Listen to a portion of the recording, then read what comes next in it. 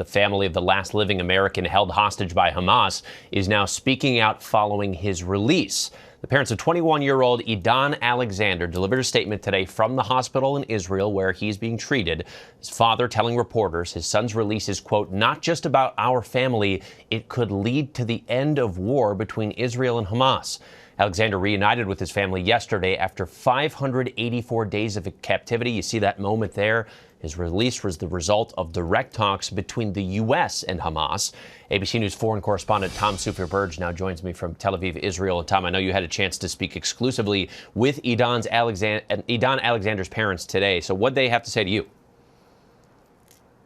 Yeah, I mean, Trevor, they said that it was just unbelievable to be able to hug their son again. They said his release was a gift from God. They shared personal moments that they've enjoyed since his release yesterday, saying that they had their first beer with Edan. He's now 21. He turned 21 in captivity in Gaza.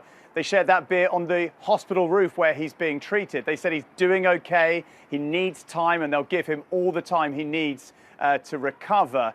And also, I spoke exclusively, as you say, to both of his parents, his mum and his dad. Have a listen to part of that conversation. Can I ask you, what have the last few hours been like? The last few hours, just to chill with Edan, like next to me, and to be on my iPhone, and to connect with all our friends that's sending messages like nonstop. The simple things. It's the blessing, just to be with him, next to him, and we are not speaking. We are just, in our thing, like just together. Chilling and hearing, trying to listen. Yeah, how's he doing? Is he well? Yeah, he's good. He will be okay. He will be okay. Given what he's been through. Yes, he needs time. Yes, he needs time. If you're going to ask him, he's going to say, I need time. Yeah. It's okay. It's You're all right. going to give him whatever he needs. And Yael and Addie said, look, they now can rebuild their lives as a family. And they also told me that, soon, they said, they will be taking Edan back to his home in Tenafly, New Jersey. Trevor? And what a blessing that they finally have that time that they say they need. And, of course, very happy to hear that they're going to get it. Tom, we know that Israel was not part of the talks for Alexander's release. The U.S. and Hamas had those direct relationship, those conversations.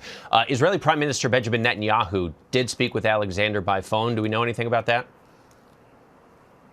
Yeah, he spoke to Edan in the hospital today, but Edan also spoke to President Trump. And that conversation was facilitated by Trump's envoy, Steve Witkoff, who really, brokered his release with Hamas.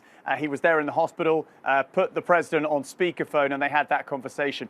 And Steve Witkoff, I think it's important to note, Trevor, also had a meeting with the families of other hostages, some of them still being held in Gaza right now.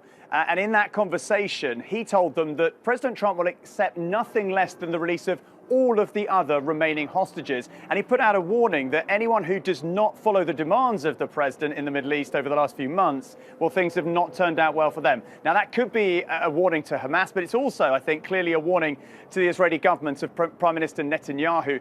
There is a growing sense that the Trump administration now has had enough of the war in Gaza, that they want the war in Gaza to end, because, there is a consensus, and this is the belief amongst many Israelis, that the only way that the remaining hostages can be freed is if the war in Gaza does end. But the Israeli government is doubling down. It says it still needs to go after Hamas and exert more military pressure. Trevor? Okay, Soufi Burridge for us. Tom, thank you very much.